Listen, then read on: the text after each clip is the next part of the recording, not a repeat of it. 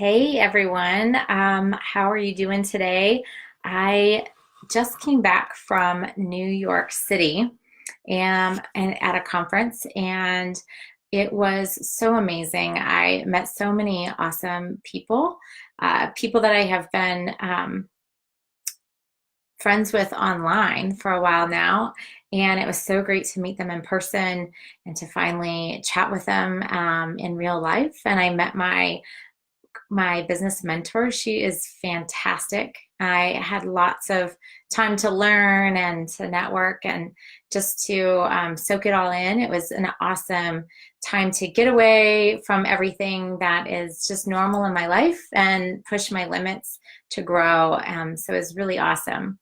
If you're coming on and you don't know me, my name is Ashley Hawes, and I work with mom entrepreneurs who are struggling to juggle it all, and I help them get out of overwhelm by giving them help around planning and systems so they can grow their business and finally get some freedom and flexibility in their lives. And today I wanted to come in and talk to you about my biggest takeaway from my weekend in New York. And it all revolves around what my mentor talks about as the circle of trust in yourself, right? So this is kind of about how we trust ourselves in our decision-making processes and the things that we push ourselves to do on a weekly basis in our businesses.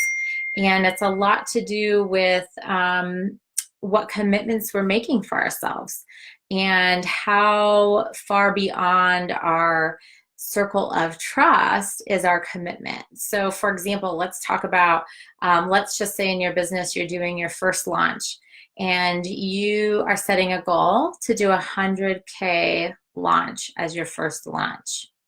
Now, for some people that could easily be doable, right? But for me, as a mom who works part-time in her business, that's a massive goal.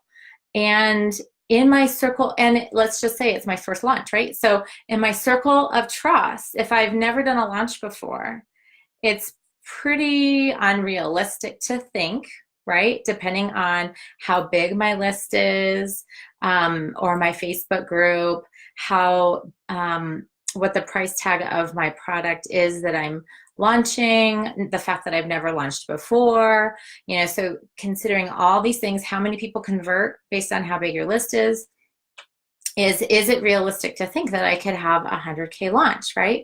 So when we think about your circle of trust, does that feel good to you if you put all those numbers down and you do the math?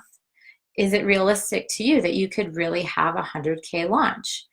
And I like to think of too as like, well, what's my intuition saying to me?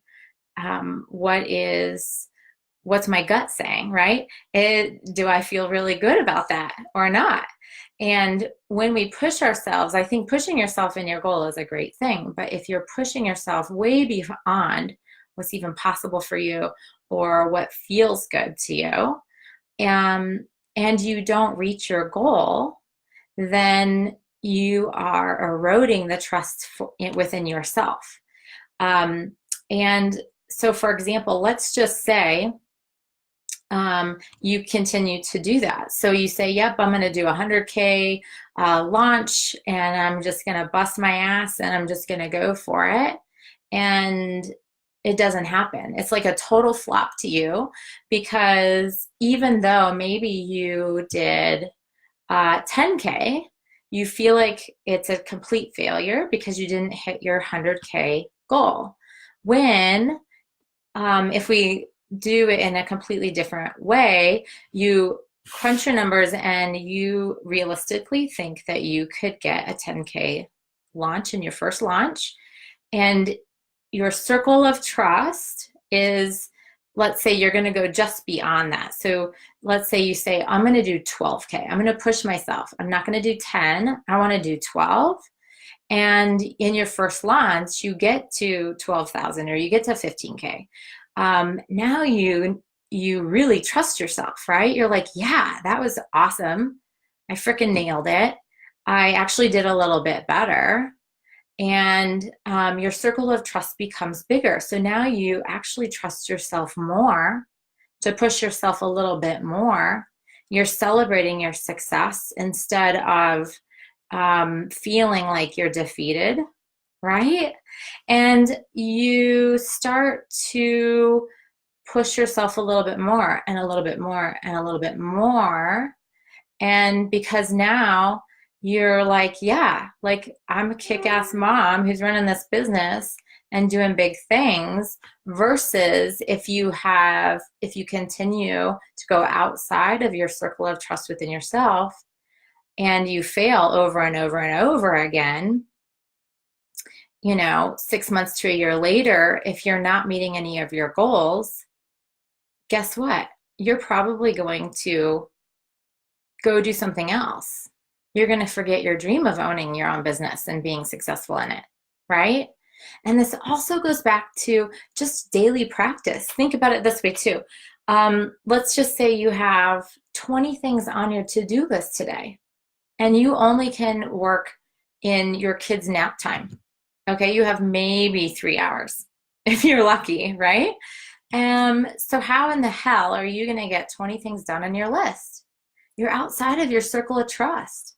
It's not possible. And the thing is that if you keep doing that to yourself day in and day out, and you beat yourself up over it over and over and over again, you're going to feel like shit. You're never going to feel like you can actually get this thing off the ground, like you're ever going to make money in your business, right? But if you get your to-do list down to 5 things, and every day you cross all 5 things off in the time frame that you have, now you're like, you know what? I'm kicking some ass. And you're actually moving forward instead of feeling defeated, feeling stressed, and feeling overwhelmed. Okay? So that is my big takeaway that I wanted to share with you today from my trip to New York City. And I just want to say that if you can be really realistic about your goals, pushing yourself, stretching yourself as much as you can, but hitting those goals as consistently as you can and celebrating yourself, that momentum will happen. That vibration will be there for more of that to come to you. Okay? So give it a try. If you want to talk more about this, come see me in my Facebook group, Moms Who Grow Businesses and Babies. I'd love to have you. We're having so much fun over there. So please come over, check it out. I'll leave a link in the description so it's easy for you to come on over. Okay? Awesome. Have a good day. Talk to you soon.